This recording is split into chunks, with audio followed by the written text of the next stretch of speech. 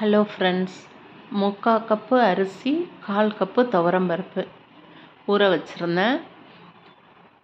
ஊற வச்சுக்கலாம்.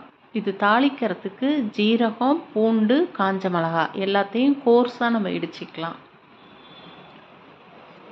இது நார்மல் நான் சாப்பாட்டு அரிசியில் தான் செஞ்சேன். இது ரொம்ப டேஸ்ட்டாக இருக்கும். சின்ன வெங்காயம் ஒரு 20-25 கிட்ட உரித்து வச்சுருந்தேன். சின்னதாக இருந்ததெல்லாம் முழுசாக போட்டுட்டு பெருசாக இருந்ததை மட்டும் 2ஆக கட் பண்ணியிருந்தேன். பச்சை மிளகாய், கருவேப்பிலை, கொத்தமல்லி, தக்காளி, புளி எல்லாத்தையும் எடுத்து வச்சுருக்கேன். ஒரு குக்கரில் எண்ணெய் விட்டுறலாம். எண்ணெய் விட்டுட்டு கோர்ஸாக இடித்ததை அதில் போட்டுட்டு அது பொரிஞ்சோன்னே ஃபஸ்ட்டு வெங்காயத்தை போட்டு நல்லா வதக்கிட்டு அதுக்கப்புறம் தக்காளி, பச்சை மிளகாய், கருவேப்பிலை, கொத்தமல்லி எல்லாத்தையும் போட்டு நல்லா வதக்கி உப்பு போட்டு நல்லா வதக்கி விட்டுட்டு தேவையான அளவு தண்ணி விட்டுக்கலாம். இந்த அரிசி பருப்பு சாதத்துக்கு எப்போதும் நார்மலாக நீங்கள் வைக்கிற தண்ணியோட எக்ஸ்ட்ரா ஒரு 1/2 கப்பு வச்சுக்கணும்.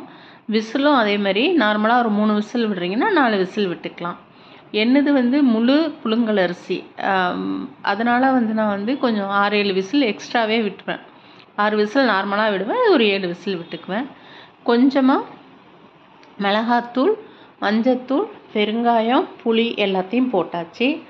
தண்ணி கொதித்து வர்றப்ப நம்ம வடித்து வச்சுருக்க அரிசி பருப்பையும் அதில் போட்டுட்டு அது கொதி வந்தோடனே அந்த விசில் நம்மளுக்கு எவ்வளவு தேவையோ அந்த விசில் விட்டு எடுத்துக்கலாம். இது இல்லாமல் ஒயிட் ரைஸ் வேணும் அப்படின்னு சொல்லிட்டு ஒயிட் ரைஸும் வச்சுருந்தேன். ரொம்ப சிம்பிளாக தான் பண்ணியிருந்தேன். நான் எப்போயுமே மோஸ்ட்லி சிம்பிளாக தான் பண்ணுவேன். ஒயிட் ரைஸும் வச்சுட்டேன். விசில் விட்டு எடுத்தோன்னே இப்படி இருக்கும் சாதம். இதை ஜென்டலாக மிக்ஸ் பண்ணி விட்டுக்கலாம். கொஞ்சம் குழஞ்சி வேணும்னா நம்ம இன்னும் கொஞ்சம் தண்ணி விட்டுக்கலாம், இன்னும் 2 விசில் எக்ஸ்ட்ரா விட்டுக்கலாம். வாழைத்தண்டு தயிர் பச்சடி தான் அன்றைக்கி செஞ்சுருந்தேன். தாளிக்கவே இல்லை.